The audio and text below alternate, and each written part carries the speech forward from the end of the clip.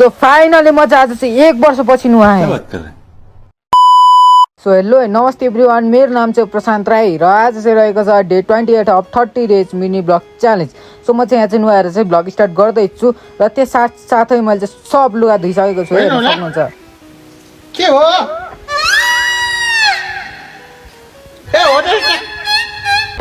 मम्मीले भन्नुभएको यो भेस्ट चाहिँ अर्को वर्ष चाहिँ ठिक्क हुन्छ अरे, त्यही पनि म चाहिँ बजार ल्याएर जाँदैछु किनभने मेरो चाहिँ मैले सामान अर्डर गरिरहेको थिएँ अनि सामान लिन जाँदैछु म चाहिँ। त्यसपछिबाट म चाहिँ मैले सामान अर्डर गरिरहेको थिएँ र त्यो सामान लिन गएँ बस स्ट्यान्डमा, हेर्न सक्नुहुन्छ तपाईँहरूले। अनि त्यसपछि सामान लिएर चाहिँ म चाहिँ घर आइसकेँ। मैले चाहिँ के अर्डर गरिरहेको थिएँ भन्दाखेरि मोबाइल चाहिँ यस्तो फुटिरहेको थियो अनि त्यही भएर मैले चाहिँ अर्डर गरिरहेको थिएँ। यसलाई कति भन्नुहुन्छ भने यसलाई नै 1500 जति पर्यो क्या गाई। अनि त्यसपछिबाट चाहिँ मैले चाहिँ यो चाहिँ लगाउन थालेँ, हेर्न सक्नुहुन्छ तपाईँहरूले।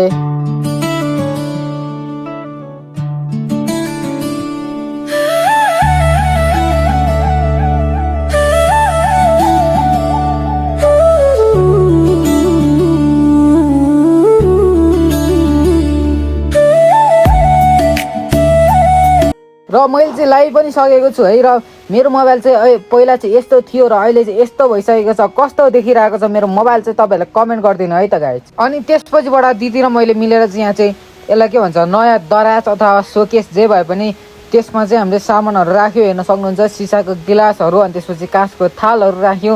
अहिले चाहिँ कस्तो देखिरहेको छ यो पनि कमेन्ट गरिदिनु होला है। सो अनि त्यसपछिबाट चाहिँ आजको लागि चाहिँ यति नै। हस्त टाटा बाई बाई गाइज। हामी फेरि भेट्नेछौँ नेक्स्ट ब्लगमा। हस्त टाटा बाई बाई गाइज।